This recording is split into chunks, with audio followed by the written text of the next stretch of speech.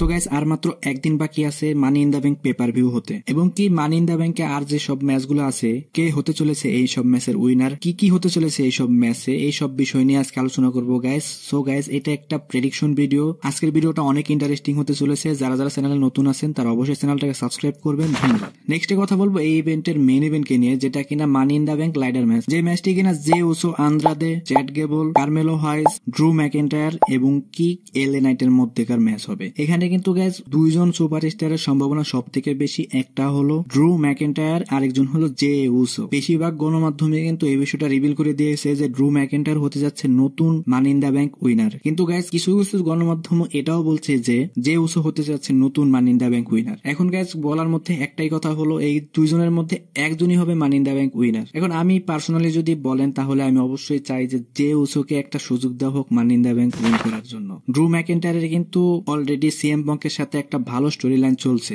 এখানে আর তাকে মানি in the bank win করানোর কোনো প্রশ্ন উঠে না। নেক্সট কথা বলবো ওয়ার্ল্ড হেভিওয়েট চ্যাম্পিয়নশিপ ম্যাচ, যেটা কিনা সেথ রোলেন্স ভার্সেস ড্যানিয়াম প্রিস্টের মধ্যেকার একটা ম্যাচ হবে।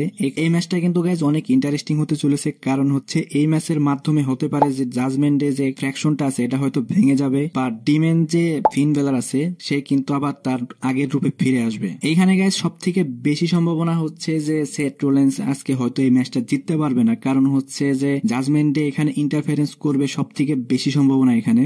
আর তার থেকেও বড় কথা হচ্ছে সামার স্ল্যামের আগে হয়তো ড্যানিয়াম প্রিস্টের কাছ থেকে এই টাইটেলটা নেওয়া হবে না। এরপরে যে ম্যাচটি নিয়ে কথা বলবো সেটা হলো Sami Zayn versus Bron Breakker Intercontinental championship ম্যাচকে নিয়ে। সো গাইজ এই ম্যাচটা কিন্তু অনেক ইন্টারেস্টিং হতে চলেছে। অবশ্যই এই ম্যাচের মধ্যে আপনারা ভরপুর রেসলিং দেখতে পারবেন। এইখানে সব থেকে বেশি সম্ভাবনা হচ্ছে ব্রন ব্রেকারের। এর সব থেকে বড় কারণ হচ্ছে রোমান রেন্স কিন্তু খুব তাড়াতাড়ি আবার ডাব্লিউডাব্লিউ তে রিটার্ন করছে। রোমান রেন্স রিটার্ন করে কিন্তু তার স্টোরি লাইন হবে ব্লাড লাইনের সাথে। সো গাইজ রোমান রেন্স কিন্তু এই ব্লাড লাইনের সাথে লড়ার জন্য তাকেও একটা নতুন ব্লাড লাইন তৈরি করতে হবে। এই ব্লাড লাইনের কিন্তু সদস্য হবে সেমি জেন। অবশ্যই গাইজ সেমি জেন এখানে টাইটেলটা লুজ করার সম্ভাবনা সব থেকে বেশি, কারণ হলো সেমি জেন কিন্তু রোমান রেন্সের সাথে যদি তার ফ্র্যাকশনে চলে যায় তাহলে কিন্তু তার এই আইসি টাইটেলের থেকেও বড় স্টোরি লাইনে কিন্তু সে চলে যাবে। সো গাইজ এই ম্যাচটা নিয়ে বেশি কিছু বলা যাচ্ছে না, কারণ হচ্ছে যে এখানে ব্রন ব্রেকারের সম্ভাবনাই বেশি। তারপরেও কিন্তু গাইজ ডাব্লিউডাব্লিউ থেকে কিছুই বলা যায় না, কারণ নতুন যে এখন ডাব্লিউডাব্লিউ চালায় সে হলো ট্রিপল এস। তার মাথায় সবসময় বিগড়ে থাকে, কারণ সে কাকে জিতাবে কাকে হারাবে সেটা শেষ পর্যন্ত ম্যাচ না দেখলে কিন্তু গাইজ